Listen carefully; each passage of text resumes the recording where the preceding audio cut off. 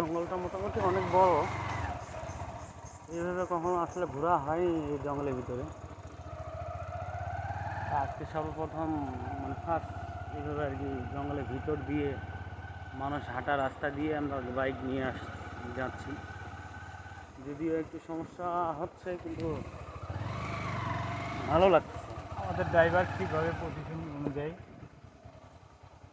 পাকা ড্রাইভার নিচ্ছি তো, এই ড্রাইভার আবার খুব ভালো চালাইতে পারে। এই যে খুব খুশিতে আছে, আমার সানগ্লাসে দেখতে পাচ্ছেন। আমি আবার দুইটা মোবাইলে ভিডিও করতেছি। এই যে একটা মোবাইল ড্রাইভারের বলে সব হচ্ছে, লাইক করবে, ভিডিও করবে, লাগবেই, কান্দাকাটি করতেছে।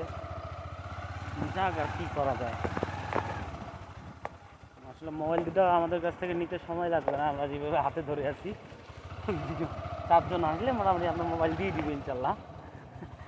কিন্তু আমরা গাড়ি ছাড়বো না। এটা ছাড়বো না।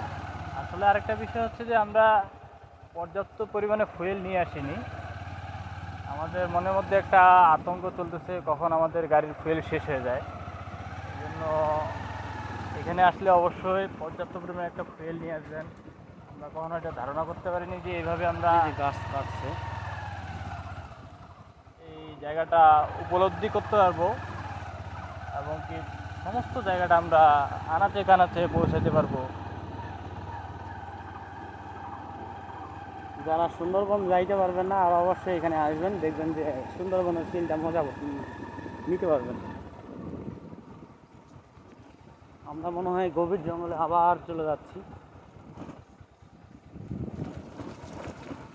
এখানে রাস্তা আছে মোটামুটি, এদিক দিয়ে মনে হয় কোথাও আমরা মানে বের হওয়ার কোনো রাস্তা পাবো, যেহেতু রাস্তা পাইছি। আপনারা আসার চেষ্টা করবেন,